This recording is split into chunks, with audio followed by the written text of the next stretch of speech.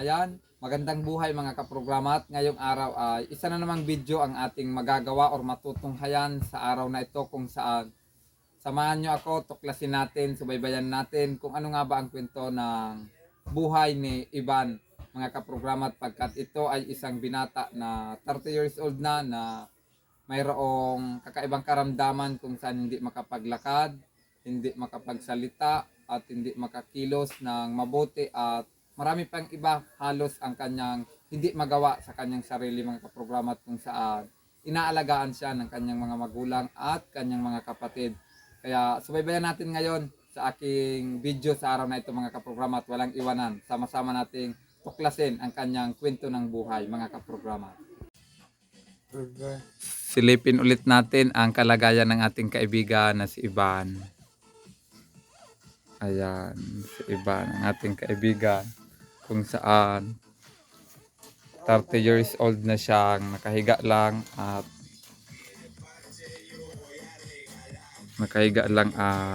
sinisilbihan ng kanyang mga magulang sa loob ng halos 30 years. Kawa naman ang ating kaibigan mga kaprograma. Pero laban lang Ivan, ano? Laban lang. Ayaw, iyo daw. At natuwa pa siya mga kaprograma, at ibig sabihin ng iyo sa Tagalog ay oo, lalaban daw siya. Lalaban si Ivan. May crush ka Ivan na artista? Sino? May sinabi siya mga kaprograma, at kaya lang din natin medyo intindihan ng mabuti kasi nahirapan din siyang magsalita. Hindi makatayo ang ating kaibigan mga kaprograma, at kung saan tayo na lang ang lumapit kay kaibigan nating Ivan. Ayan, medyo madilim yung banda sa mukha niya. Ayan, natatawa siya mga kaprograma. Ayan, hindi po siya makatayo. Tinaalagaan siya sa loob ng halos 30 years na mga kaprograma. Ayan. Ayan. Magsabi ka ng hi, Ivan, sa ating mga kaprograma. Ayan, hi daw mga kaprograma. Ayan. At ngayon, meron tayong counting bit-bit or dala-dala para kay Ivan, nang sa ganun ay kahit kaunti ito, maging tulong naman sa kanya mga kaprograma. Ito na. Bigyan natin siya ng ice gym. Na bit-bit natin ice gym para kay Ivan. Ay ganito Ivan ha. Ayan. At mainom ka ng soft drinks. Gusto mo rin ito? Ayun, gusto rin niya daw mga kaprograma. 3. Bebang klase, ibig sabihin I love you. So yun, mahal ka namin, mahal ka ng programa. Okay? Ayun. Ayan, at nabit-bit rin kaming 1/2 na sugar at counting birch tree para may maitimpla ka kahit 2 beses lang, kasi sariling sikap lang natin to. Okay lang ba? So, programa, bigay pa natin kay Ivan. Tigit sa lahat, siyempre, counting bigas. Kumakain ka ng maluto? Maluto ba? Kanin? Iyuman daw, or ibig sabihin ng programa, siyempre daw, niloloko daw. Parang niloloko ko si Ivan, kaya tinawanan ako. Ayan, ang mahalaga masaya ka Ivan. At may supas na kaunti rin, sabay natin sa birch tree. Inom ka ng kape, sabayan mo nito. Okay? Ayan. Tapos nabit-bit rin kami 3 mansana. Kahit 3 to, maliit or kaunti lang, ang mahalaga, simbolo to ng puso or pagmamahal. Puso, yung puso natin, yun yung pinaka maganda daw, diba Ivan? Ayan, pagaling ka, kahit ganyan, at least lumalaban, diba? Ayan, so ito lahat ang inabot natin si Ivan, kahit kaunti, kahit maliit lang, ang mahalaga galing yan sa ating puso mga kaprograma. Ngayon, so naibigay na natin yung counting dala natin, bit-bit natin kay Ivan.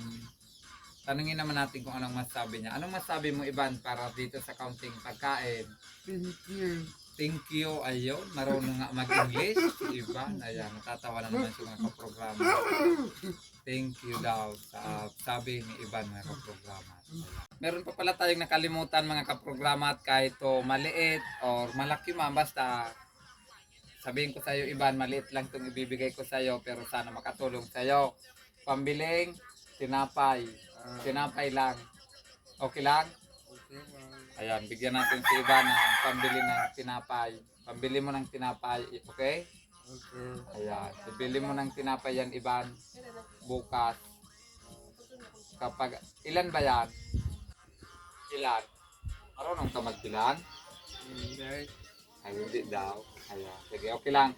Taguin mo at ibili mo ng tinapay kapag gusto mong kumain ng tinapay. Hayaan mo at kapag gumanda na ang aking YouTube channel, babalikan kayo para tulungan muli. Okay lang? Okay ba yon? Okay. Okay. Okay daw yun mga kaprograma at kaya sana sabay-sabay niyo po akong tulungan na masubscribe at mag-comment at kung ano pa ang magiging tulong natin sa aking mga ina-upload na mga video sa aking YouTube channel. Tulungan niyo po ako para ganun na rin at parang kayo na rin mismo ang nakakatulong sa ating mga nangangailangan na kapwa pagkat kung hindi dahil sa inyo, hindi rin ako makatulong sa ating kapwa na mga mas nangangailangan ng ating kapwa. Kaya sana mga kaprograma tulungan nyo ako at nang sa ganun makatulong din tayo sa ating kapwa na yun nga mas nangangailangan ng kapwa mga kaprograma. At sa ibang barangay, lalong-lalo na mga barangays dito sa Rapu-Rapu. Rapu-Rapu muna yung priority natin, Municipality of Rapu-Rapu at papunta tayo ng iba pang mga municipality sa Albay kapag medyo gumanda na ang ating channel para nang sa ganun ay makatulong tayo sa marami na mas nangangailangan ng ating pansin.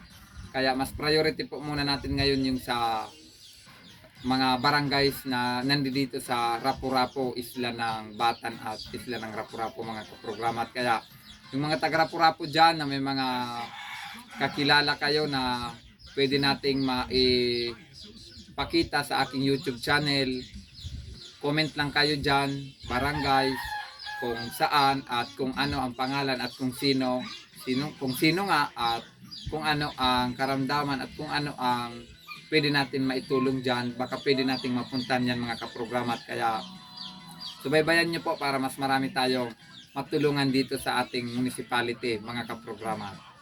Ayan, dahil tapos na natin makwentuhan ang nanay ni Ivan at maging si Ivan, tapos na rin natin makapagkwentuhan. Nandito na naman ako para magpasalamat sa inyo ng maraming mga kaprograma at mga kalingap mat. Maraming salamat po sa inyong lahat sa mapanggan ngayon. Wala kayong sawang nagsusubaybay, sumusuporta, nanonood ng aking mga ina-upload na mga videos sa aking YouTube channel mga kaprograma. Hanggang sa muli po, maraming salamat sa inyong lahat.